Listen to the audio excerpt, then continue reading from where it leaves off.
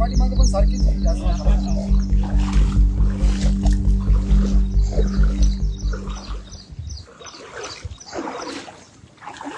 नमस्कार मित्रांनो, आपण हे बघत आहात शाळेतले विद्यार्थी आहे, शाळेतले गावातले नागरिक आहे। मी वारंवार सांगतो, देशाचा विकास पंतप्रधान करू शकत नाही, देशाचा विकास मुख्यमंत्री करू शकत नाही, तर गावाचा विकास झाला तर तालुक्याचा विकास होतो, तालुक्याचा विकास झाला तर जिल्ह्याचा विकास होतो, जिल्ह्याचा विकास झाला तर राज्याचा विकास होतो, राज्याचा विकास झाला तर देशाचा विकास होतो। आणि गावाचा विकास करण्यासाठी सरपंच ग्रामसेवक जबाबदार असतात, गावाचा विकास करण्यासाठी जिल्हा परिषद सदस्य पंचायत समिती सदस्य जबाबदार असतात।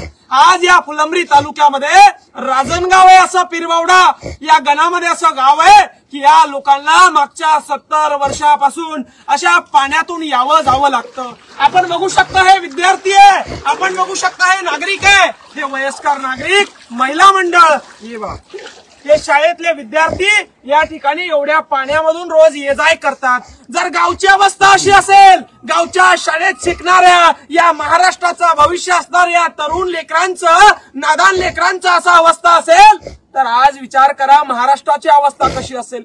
तुम्ही म्हणता हे डॅबऱ्यात बसतं, तुम्ही म्हणता स्टंट करतं, पण या लोकांच्या भावना कोण समजून घेणार आहे? या इवल्या लेकरांना रोज पाण्यातून जावं लागतं, यांच्या भावना कोण समजून घेणार आहे? आणि म्हणून आज या राजनगाव मध्ये या ठिकाणी या नागरिकांसमोर या इथल्या जिल्हा परिषद सदस्य त्यांचा तर पदभार गेलेला आहे, इथले पंचायत समिती सदस्य त्यांचा तर पदभार गेलेला आहे, इथले सरपंच, या तालुक्याचे आमदार, या जिल्ह्याचे खासदार यांना निवेदन आहे की आमच्या लेकरांना पाण्यातून जावं लागतंय। अरे तुम्हाला निवडून दिलं बंगले बांधण्यासाठी नाही, अरे तुम्हाला निवडून दिलं गाड्या घेण्यासाठी नाही, आमच्या लेकरांचं भविष्य व्यवस्थित करण्यासाठी। आणि म्हणून या राजनगावच्या लेकरांना येण्या जाण्यासाठी, या राजनगावच्या नागरिकांना येण्या जाण्यासाठी तुम्ही जर का रस्ता पुढच्या 48 तासामध्ये इथून पंचनामे केले नाही, इथं पुलाची गरज आहे, इथं पोरं वाहून जाण्याची शक्यता आहे, जर का याचं तुम्ही सखोल चौकशी करून मार्गदर्शन केलं नाही,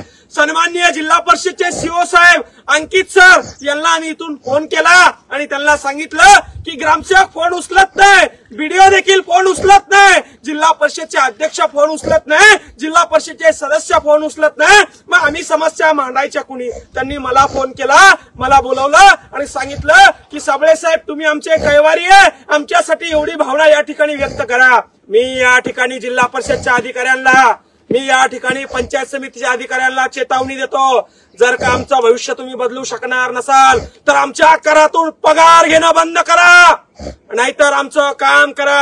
आणि इथले लोकप्रतिनिधी आणि जिल्हा परिषद पंचायत समितीचे अधिकारी 48 तासामध्ये या गावचा पंचनामा झाला नाही, यांना रस्त्यासाठी पुलासाठी जर का तुम्ही आराखडा तयार केला नाही, डीपीडीसी मध्ये जिल्हा नियोजन समितीमध्ये यांचं काम घेतलं नाही, तर हा सगळाच्या सगळा मोर्चा इथल्या आमदाराच्या किंवा खासदाराच्या घराबाहेर, जिल्हा परिषद सीओच्या घराबाहेर, बीडीओच्या घराबाहेर घेऊन आल्याशिवाय आम्ही राहणार नाही। एवढंच एक सांगतो आणि थांबतो। जय जवान जय किसान।